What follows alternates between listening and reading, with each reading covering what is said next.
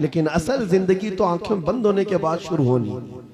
देखनी है हश्र में इज्जत रसूलुल्लाह की। वाह वाह। जब उस दिन मैदान महशर में जमा होंगे, सारे कीड़े मकोड़े भी लाए जाएंगे, अपने वक्त के जबाबरा तागूती ताकत सारे फिरौनी मिजाज के बादशाह भी लाए जाएंगे और खड़े होंगे।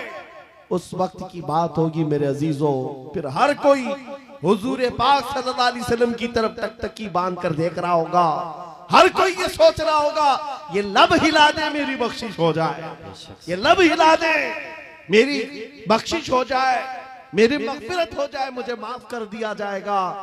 लेकिन मेरे अजीजों, उस दिन के आने से पहले जब तागूती ताकतों को वहां रगड़ा जा रहा होगा, रब का हुक्म होगा लिमनिल मुल्कुल यौम, आज की बादशाहत किसकी है? लिल्लाहिल वाहिदिल कहार, एक कहर करने वाले खुदा की है। रब तबारक व तआला कहार होगा और उसका हबीब उस दिन रहमतुल लिल आलमीन पर होगा। मेरे आका का उस दिन शफाअत का दिन होगा। लेकिन आपको मैं बताऊं, ये बातें इसलिए कह रहा हूं, आज ले उनकी पनाह, आज मदद मांग उनसे, कल न मानेंगे कयामत में अगर मान गया। उस दिन बहुत सारे मानने को बैठे होंगे, बहुत सारे, ये जितने भौंक रहे हैं ये भी सोच रहे होंगे आज इनकी बात कर लें, कल न मानेंगे फिर कयामत में अगर मान गए। आज तुम्हारे पास वक्त है उस नबी की अजमतों को तस्लीम करना, आज उस नबी पाक सल्लल्लाहु अलैहि वसल्लम की सच्चाइयों को एक्सेप्ट करो।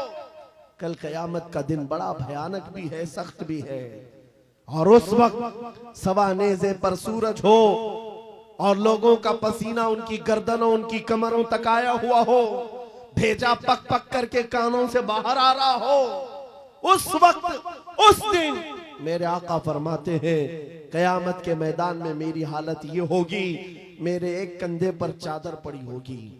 हुजूर फरमाते हैं ये चादर खसक खसक कर कभी गिर रही होगी, मैं एक हाथ से अपनी चादर संभाल रहा होऊंगा, दूसरे हाथ से अपने उम्मतियों को पकड़ पकड़ कर जन्नत में ले जा रहा होगा।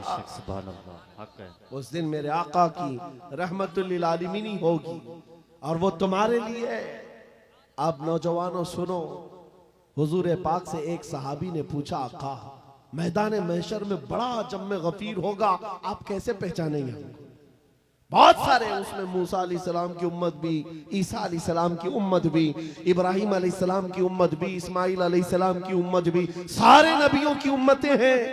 मेरे आका क्या फरमाते हैं सुनो, तुम्हारे वजू के आज़ा, वजू करते हो कि नहीं करते हो? वजू करते हो? सुनो, हदीस पाक सुना रहा हूं। मेरे आका फरमाते हैं वजू करने के वक्त तुम दोनों हाथ धोते हो और चेहरा भी धोते हो, ये जो दिखने वाले मसा भी करते हैं और पैर भी धोते हैं। हुजूर फरमाते हैं कयामत के दिन ये आज़ा सबसे ज्यादा चमक रहे होंगे, ये चमक देख करके मैं पहचान लूंगा मेरा उम्मती फला जैसा। सुभान अल्लाह, हक है, वाह वाह। जो वजू ही नहीं करता हो क्या चमकाएगा कयामत के दिन? वजू ही नहीं करता। इसलिए मैं कह रहा हूं कयामत का मैदान भी मुस्तफा करीम की शफाअत का दिन है। उस दिन के लिए अपने आप को आज बदल डालो। दुनिया भी तुम्हारी है, उकबा भी तुम्हारी है। आज यहाँ सारी खुशियां तो मौला ने दे दिया है, सोने के लिए नींद है, रहने के लिए घर है, पहनने के लिए कपड़े, किस चीज की कमी है? सब कुछ तुम्हारे पास है। एक चीज है दौलत इश्क मुस्तफा का ये चिराग, और इसकी लौ बढ़ा दो, फिर देखना तुम्हारे चेहरों की सदाकत दुनिया को बोलेगी, तुम्हारे चेहरों का नूर गुफ्तगू करेगा। जिस तरफ से तुम गुजर जाओ इश्क मुस्तफा की महक फैलाते जाओ। अजीजा ने ग्राम वक़ार, मैं इस मैसेज के साथ अपनी गुफ्तगू समेटना चाहता हूं, इस मैसेज के साथ कि जितने आज इस्लाम के खिलाफ बोल रहे हैं, ये सुन सुन करके नौजवानों के दिलों में ये बात आने लग गई कि हालात बड़े खराब हैं, अभी कुछ बोलना नहीं। यही तो दिन है बोलने के, यही तो दिन है जवाब देने के। तुम इंतजार करते रहोगे, अच्छे दिन आएंगे तब हम बोलेंगे, और झूठे लोगों के अच्छे दिन कभी नहीं आते। झूठों ने जो अच्छे दिन के नारे फैलाए वो कभी नहीं आते। मैं आपसे कहता हूं मेरे अजीजों, एक मशहूर मुहावरा है, गाड़ी चलाना सीखना हो तो ट्रैफिक में ही चलाना पड़ेगा। तुम अगर इंतजार करते रहो रोड खाली होगा तब गाड़ी चलाओगा, तो तुम इसी तरह रोड के खाली होने के इंतजार में रह जाओगे और ड्राइविंग सीट पर आ भी नहीं पाओगे। भीड़ भाड़ को देखो, ट्रैफिक में ही लेकर उतर जाओ और एक न एक दिन ड्राइविंग सीट मिल ही जाएगी, बैठ जाओगे। आज ऐ नौजवानों, क़ियादत करना है, हालात के अच्छे होने का इंतजार मत करो। जिस तरह के हालात हैं, मुझे इश्क मुस्तफा के साथ खड़ा होना। आज एक बात सुन लो, मैं रुखसत होता हूं। कई हमारे मोहब्बत करने वाले उलमा ने हमसे कहा था, जो बहुत मोहब्बत करते हैं, कहा मुफ्ती साहब बड़ा अंदेशा है और डर लगता है, कहीं आपके साथ कुछ हो गया तो क्या होगा। अवाम और मखलूक आपसे नफा उठा रही है, ज्यादा देर तक ये नफा चलना चाहिए। उनकी मोहब्बतें मेरे सर आंखों पर, मैं सलाम करता हूं, उन्होंने दुआएं दी हैं। लेकिन मेरे अजीजों, बारहा उन्होंने कहा आपका होना बहुत जरूरी है, आपका होना बहुत जरूरी। इनसे भी पूछो तो यही कहेंगे, जरा एहतियात से बात करें, बहुत सख्त जुमले बोलेंगे, कल को कुछ हो जाएगा। आपका होना बहुत जरूरी है। मैं अर्ज करता हूं नौजवानों, मेरी हैसियत एक घास के बराबर भी नहीं। इमाम हुसैन का होना कितना जरूरी था। हक है, वाह वाह। इमाम हुसैन का होना कितना जरूरी था। मक्का के सहाबा हाथ जोड़कर कह रहे थे, मौला हुसैन आप मत जाइए, अहले बैत का सबसे बड़ा चेहरा आप हैं। आप जाएंगे तो मखलूक को नफा कौन पहुंचाएगा, उम्मत की रहबरी कौन करेगा। इमाम हुसैन ने सबकी सुनी थी, सबकी सुनी और कहा, बल्कि मक्का से निकलने के वक्त छोटी मोटी जंगें भी हो गई थी, चाहने वालों से ही जो रास्ता रोक रहे थे, मत जाइए मत जाइए, आपका होना बहुत जरूरी है। मेरे अजीजों, ये मिजाज हुसैनी था जो ये बता रहा था कि मसलहत के साथ खामोशी के साथ जी लेंगे और 8 साल 10 साल, लेकिन अगर जालिमों के वक्त खामोश रह गए, कल की नस्लें इतनी बुज़दिल हो जाएंगी, वो ये समझने लग जाएंगी जो ऐरा गैरा भौंकना चाहे भौंक सकता है। हमारे बड़ों ने कभी जवाब नहीं दिया तो हम क्या जवाब देंगे। अजीजा ने गिरामी वकार, आपका ये गुलाम और ये फकीर सिर्फ इतना जज्बा लेकर चलता है, कल को मुझसे अगर कोई उलझता है, मेरी फांसी हो जाए, मेरी जेल हो जाए, मुमकिनात में से है, मगर इस बात का मैं खौफ नहीं रखता। कल के बाद हमारी नस्लें आएंगी, वो इतनी बात तो जरूर कहेंगी कि जब नबी पाक की शान में कोई कुत्ता भौंक रहा था तो हमारे बाप दादाओं में से कोई आलिम खड़ा होकर जवाब तो दे रहा था। नारे तकबीर, नारे रिसालत, मसलके आला हजरत, मुहाफ़िज़े नामुसे रिसालत, शेरे अहले सुन्नत, मशाइखे कालपी शरीफ। आने वाली नस्लों का ईमान मजबूत होगा। नौजवान बच्चे कल को ये तस्करा करेंगे। एक वक्त था जब हर जगह पर हुजूर की शान में, कुरान की शान में, रब की शान में, इस्लाम की शान में ऐरा गैरा नत्थु खेरा बोलने लग जाए।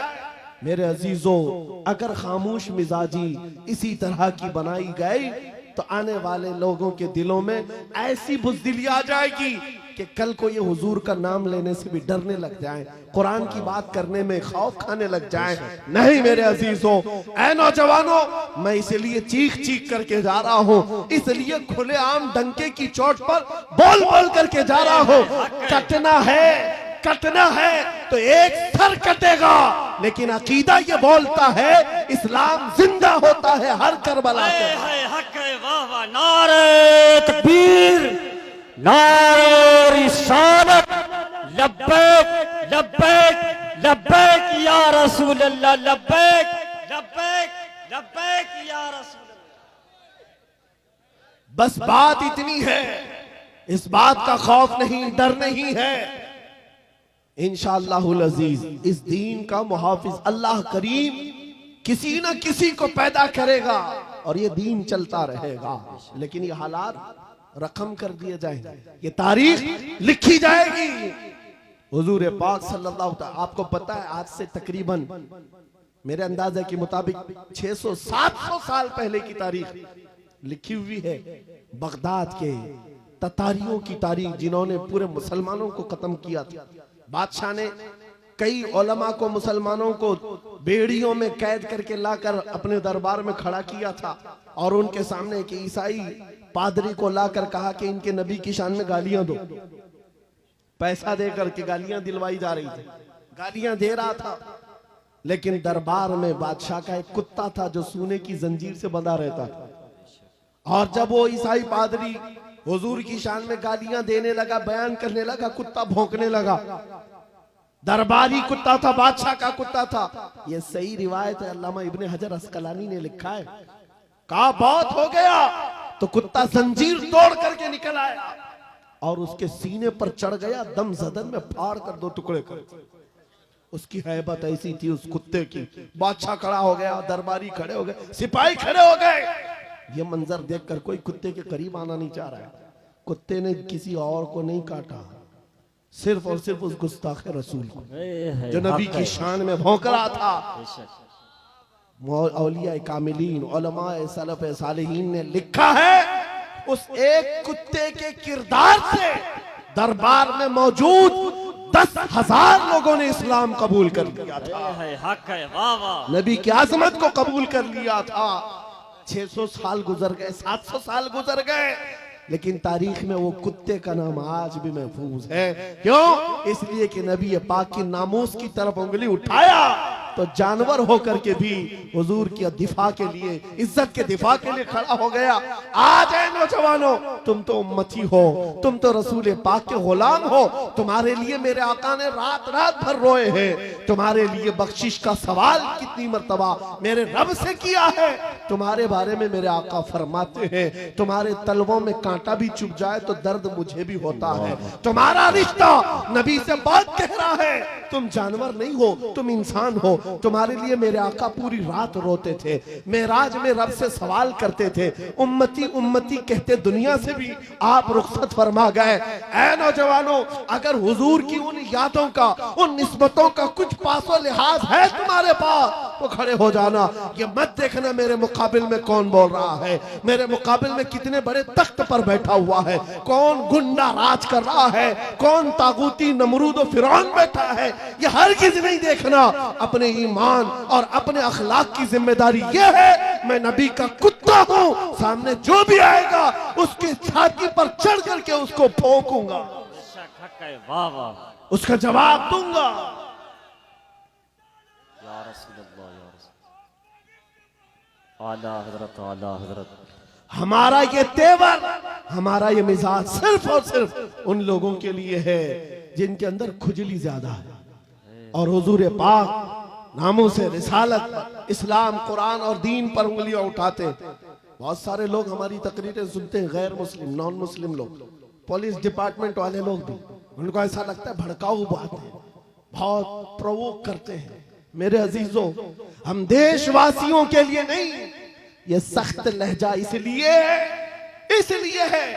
मैंने एक पुलिस डिपार्टमेंट के ऑफिसर थे, उनसे कहा था अगर आपकी माँ को कोई बदकार कह दे तो आपको कैसा लगेगा? कुर्सी से खड़े हो गए।